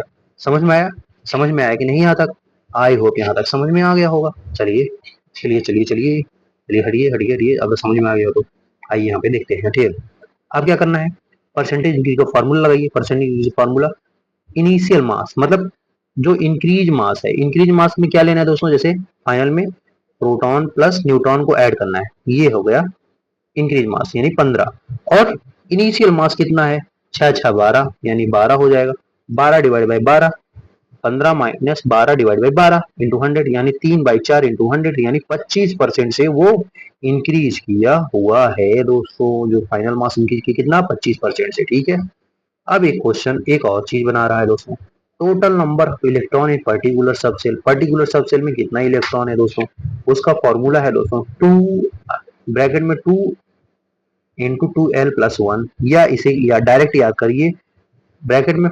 4l+2 इलेक्ट्रॉन आ जाएंगे, मतलब total number of electron in particular subshell में कितने इलेक्ट्रॉन होंगे, 4l+2 कर देंगे तो आ जाएगा टोटल नंबर ऑफ इलेक्ट्रॉन। ठीक है दोस्तों, आई होप यहाँ तक क्लियर हो गया होगा। ठीक है, चलिए आगे बढ़ते हैं, आगे बढ़ते हैं, रब करिए फिर आगे बढ़ते हैं, रब कर दिया, आगे बढ़ते हैं। आगे क्या है दोस्तों, ये देखिए SPDF का मैंने बता दिया था, L जो होगा 0 होगा, P होगा 1, D होगा 2, F होगा 3। ठीक है, ये आपको याद ही रखना है, L की वैल्यू है, S में 2 इलेक्ट्रॉन, P में 6 इलेक्ट्रॉन, D में 10 इलेक्ट्रॉन, F में 14 इलेक्ट्रॉन, क्योंकि इसके पास एक ऑर्बिटल, इसके पास 3 ऑर्बिटल, इसके पास 5 ऑर्बिटल होते हैं, 1 2 3 4 1 5, और इसके पास 7 ऑर्बिटल होता है, 1 2 3 4 5 6 7 हो जाएगा, 1 2 3 4 5 6 7। ठीक है दोस्तों, अगर हम इसे निकालेंगे, मान लीजिए एक px होगा, अगर p वाला ऑर्बिटल होगा px pz py, px में जो होगा दोस्तों m बराबर -1, pz में जो होगा 0 होगा, py में जो होगा +1 इलेक्ट्रॉन होगा। ठीक है, अब दोस्तों डी वाले में देख लेंगे, dxy dyz dxy dyz dz square dzx और dx स्क्वायर y स्क्वायर। ठीक है, यहाँ पे -2 -1 0 +1 +2 हो जाएगा दोस्तों। आई होप यहाँ तक आपको क्लियर होगा, क्लियर है ना, ये -l से +l, m की वैल्यू, ये m की वैल्यू -2 से +2। ठीक है, समझ में आया, आया कि नहीं आया। डी के लिए कौन कौन से सबसे और कौन कौन से डी ऑर्बिटल इन्वॉल्व होते हैं, dxy dz dyz dz square dx square y square. ठीक है, ये याद रखिएगा, आपको आने वाले चैप्टर में इनऑर्गेनिक जो होता है उसमें काम आएगा, जिसका नाम है क्या दोस्तों, आप ही बताइए। इनऑर्गेनिक का बहुत फेवरेट चैप्टर है दोस्तों, जिसमें हाइब्रिडाइजेशन आता है वगैरह वगैरह, डाइपोल मोमेंट अलग अलग से पढ़ेंगे। ठीक है, चलिए आगे बढ़ते हैं। आगे दोस्तों हमारा आ गया थ्योरी वाला कॉन्सेप्ट कि कौन कैसे दिया, पहले इसको हम ताला तोड़ेंगे और जूम करेंगे। ठीक है, बेसिकली दोस्तों ये इलेक्ट्रॉन फिल करने का थ्योरी है कि कैसे हम इलेक्ट्रॉन फिल कर सकते हैं, रूल्स फॉर फिलिंग इलेक्ट्रॉन। तो 4 रूल्स हैं दोस्तों, कितने रूल हैं, 4, चलिए जल्दी जल्दी पढ़ लेते हैं। Aufbau principle rule, n+1 rule, n+l rule, Hund's maximum principle rule और पॉलिंग्स एक्सक्लूसिव प्रिंसिपल। ठीक है, पहले अबाउ प्रिंसिपल दोस्तों, इनका स्टेटमेंट पढ़ते हैं। The subshell with minimum energy is filled up first, पहले मिनिमम एनर्जी वाला पहले भरा जाएगा। When the subshell obtain maximum energy the quantum maximum energy quanta, then the next subshell of higher energy start filling दोस्तों। पहले minimum energy वाला fill किया जाएगा, जैसे ही मिनिमम वाला भर पूरा मैक्सिमम तक भर जाएगा तो फिर उसके दूसरे वाला भरना शुरू होगा, जैसे माने S2 S2P 3S 3P 4S 3D 4P, फिर इसके बाद 5S 4D 5P, ऐसे बढ़ता जाएगा। ठीक है, इसका एक्सेप्शन है दोस्तों क्रोमियम। ठीक है, आप बहु का N-1 को दोस्तों हम पेन अल्टीमेट से बोलते हैं, N-2 को प्री पेन अल्टीमेट सेल बोलते हैं, ये आपको पता होना चाहिए। फिर दूसरा आता है N+L रूल। N+L रूल क्या बोलता है दोस्तों, आइए हम आपको जल्दी जल्दी बता दें। N+L रूल क्या होता है, देखिए N+L जो L रूल जो होता है मल्टीपल इलेक्ट्रॉन स्पीसीज के लिए है। The sub cell with lowest N+L value, जिसका N+L वैल्यू जिसका सबसे कम हो, वैल्यू फील्ड फर्स्ट, वो जो होता है पहले भरा जाएगा। व्हेन टू और मोर सबसेल, जब दो या दो से ज्यादा सबसेल सेम L+L वैल्यू हो जाए, उनका सेम L+L वैल्यू हो जाए, then the subshell with lowest value of N fill first, दो जिसका N की वैल्यू सबसे कम होगी वो पहले भरा जाएगा दोस्तों। समझ में आया, ये देखिए जैसे 1S, ठीक है, फिर 2S 2P में दोनों बराबर हो जाएंगे N+L की वैल्यू, फिर इनको बराबर में रखा जाएगा, लेकिन 2S में पहले 2S में, जो 2P में पहले 2S को भरा जाएगा। फिर 3S 3P 3D का N+L वैल्यू सेम हो जाएगा पहले, लेकिन 3S को भरा जाएगा, फिर 3P को, फिर 3D को। ठीक है, N+L जैसे बढ़ता जाएगा वैसे। फिर 4S 4P 4D 4F में दोस्तों इनका सब एनर्जी सेम है, पहले 4S को भरा जाएगा, फिर 4P 4P 4D, फिर 4F का, ऐसे सो ऑन। ठीक है, समझ में आ गया, आई होप यहाँ तक आपको समझ में आ गया होगा। चलिए आगे बढ़ते हैं, आगे क्या है दोस्तों, आगे है हून्स मैक्सिमम मल्टीप्लिसिटी रूल। पहले इसको हम डिलीट कर देते हैं, डिलीट क्या, ऐसे जादू से गायब कर रहे हैं। आपको समझ में आना चाहिए कौन सा जादू है, इलेक्ट्रॉनिक जादू है दोस्तों। हून्स मैक्सिमम मल्टीप्लिसिटी रूल क्या बोलता है, According to it, according to it, electrons are distributed among the orbits of subcell in a such a way to give maximum number of unpaired electron with the parallel spin. दोस्तों क्या बात कह दी इसने, according to it, electrons are distributed among the orbital of subcells in a such a way to give maximum number of unpaired electron with a parallel spin। दोस्तों actually में जब parallel spin होता रहता है उस तरह भरा जाएगा इलेक्ट्रॉन को जिसमें maximum number of unpaired electron आ सके, तो वो होता है हॉर्न्स प्रिंसिपल रूल। या इसी का दूसरा रूल क्या बोलता है, अगर इसका दूसरा रूल क्या है, और इससे क्या होगा दोस्तों, अगर इसी का मतलब दूसरा रूल में इससे क्या होगा, मतलब अगर ये पैरेलल में अनपेयर्ड इलेक्ट्रॉन होगा तो क्या होगा। सो ऑर्बिटल अवेलेबल इन सब सेल, यहाँ पे लिखा है सो ऑर्बिटल अवेलेबल इन सब सेल्स आर फर्स्ट फिल्ड, तो उसमें पहले फिल किया जाएगा singly with parallel spin electron before they brings to a pair of this, means that the pairing of electron occur। ठीक है, पहले सिंगल इलेक्ट्रॉन भर जाएगा, फिर pairing of electron with introduce of second electron. ठीक है, in S subshell with P subshell 6 electron, S subshell में 2 electron, P subshell 6, और डी सबसेल में क्या होगा, ऐसे बढ़ता जाएगा, and 8 electron in F subshell में। ठीक है दोस्तों, आई होप आपको क्लियर हो गया होगा। क्या, second electron in S subshell, fourth electron in P subshell, sixth electron in D subshell, and eighth electron in F subshell में भरा जाएगा। समझ में आया कि नहीं आया, फिर से ये स्टेटमेंट बता दूं, देखिए बेसिकली क्या कहना चाह रहा है, फिर से देखिए। इसके अनुसार दोस्तों इलेक्ट्रॉन को उस ऑर्बिटल में भरना है जहां पे maximum number of unpaired electron आए। इससे क्या होगा, जो ऑर्बिटल में सबसे पहले हो जाएगा, so orbitals available in the subshell are first, जो जो ऑर्बिटल हैं वो पहले अवेलेबल होंगे सिंगली विद पैरेलल स्पिन में होंगे। ठीक है, इस इलेक्ट्रॉन बिफोर एंटरिंग दे पेयर अप मीन्स, मतलब अगर पेयर अप करना होगा इलेक्ट्रॉन को, पहले वो सिंगली भरे जाएंगे, फिर इसके बाद पेयर अप करेंगे, ठीक है। इसीलिए इसी तरह से second electron in S subshell, second electron S subshell में जाएगा, फिर fourth electron in P subshell में जाएगा, सिक्स्थ इलेक्ट्रॉन डी सबसेल में, eight electron in F subshell में जाएगा दोस्तों। जैसे यहाँ पे एग्जांपल दिया है, आइए दिखाते हैं। ऑक्सीजन का एग्जांपल ले लिया, 1s2 2s2 2p4, तो 1s में पहले 1 में, फिर 2p में, फिर 3 में, 4 में, 5 में, ठीक है। फिर इसमें जाएगा सेकेंड इलेक्ट्रॉन, फिर एक इसमें इलेक्ट्रॉन, समझ में आ गया।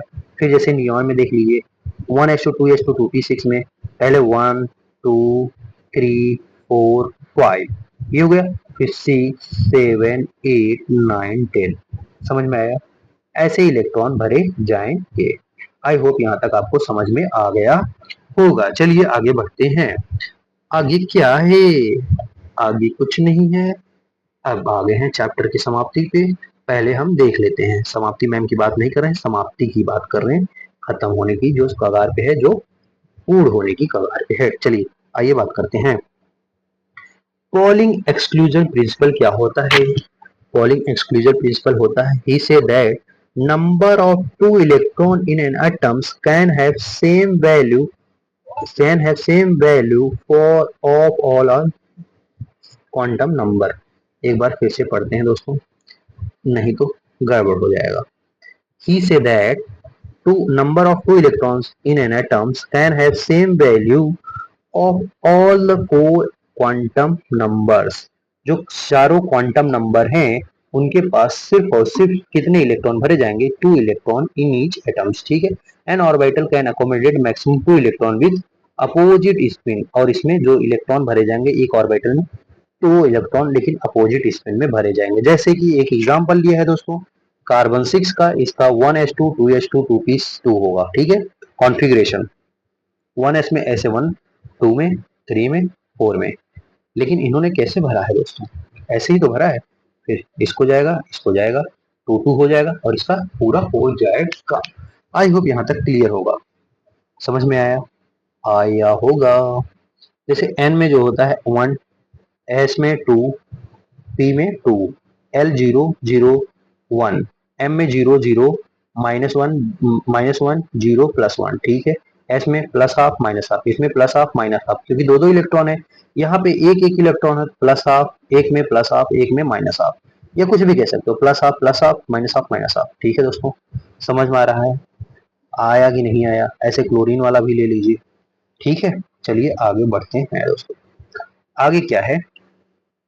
एक बढ़िया फॉर्मूला है दोस्तों, ये हमको सेमीकंडक्टर में पढ़ाया जाता है। सेमीकंडक्टर से पहले जो चैप्टर होता है dual nature in a matter, उसमें बताया जाता है कि दोस्तों वर्क जो एनर्जी है वो डायरेक्टली बराबर होता है, एनर्जी बराबर phi plus kinetic energy, phi plus kinetic energy बराबर फाइव प्लस काइनेटिक एनर्जी। दोस्तों एनर्जी को लिख सकते हैं एच इंटू न्यू, या फाइव को एच इंटू न्यू बराबर, फाइव को लिख सकते हैं H into nu not plus kinetic energy. जब इलेक्ट्रॉन वोल्ट में लिखना ई इंटू वी, या इलेक्ट्रॉन इसमें जो इसे फाइव में जब लिखना होता है E into V not plus kinetic energy दोस्तों, ठीक है। अब इसमें माइनस कर दोगे, काइनेटिक एनर्जी निकालना रहता है तो आ जाएगा। समझ में आया कि नहीं आया? जो ये वी नॉट है या फाइव है, जो वो मैक्सिमम पोटेंशियल को डिफाइन करता है दोस्तों हायर लेवल पे, ठीक है। अब एक क्वेश्चन पूछता है दोस्तों, डिस्टेंस ऑफ क्लोजेस्ट अप्रोच का, डिस्टेंस ऑफ क्लोजेस्ट अप्रोच का फॉर्मूला है are equal to Z E square upon में 2 pi epsilon not M into V square दोस्तों, ठीक है। ये आपको याद रहेगा, आई होप याद करना, ये याद कर लीजिएगा, डायरेक्ट ही क्वेश्चन में अप्लाई आप कर सकते हो। एक दोस्तों और क्वेश्चन आता है, क्या जो एल बराबर होता है, कैसे निकालेंगे? N M -1 divide by 2, N M क्या होता है? Number of magnetic quantum number दोस्तों, ठीक है। अभी तक इस पे क्वेश्चन नहीं देखे, ये वाला डिस्टेंस अप्रोच वाला आप याद रखिएगा दोस्तों, ठीक है। कैसे निकाला है? ये काइनेटिक एनर्जी बराबर पोटेंशियल एनर्जी कर दिया है, तो वहां से ये निकल जाएगा, ठीक है। समझ में आ गया? आई होप यहाँ तक आ गया होगा। चलिए आगे बढ़ते हैं। आगे क्या है दोस्तों? आगे अब चैप्टर को खत्म कर देते हैं, समाप्त कर देते हैं दोस्तों। जब समाप्त कर देते हैं तो हम आपको क्या देते हैं? हम आपको बड़ा सा थैंक यू देते हैं, और एक राजा बाबू वाला स्माइल देते हैं। समझ गए? नमस्कार, धन्यवाद पढ़ने के लिए दोस्तों। कर भला तो हो भला।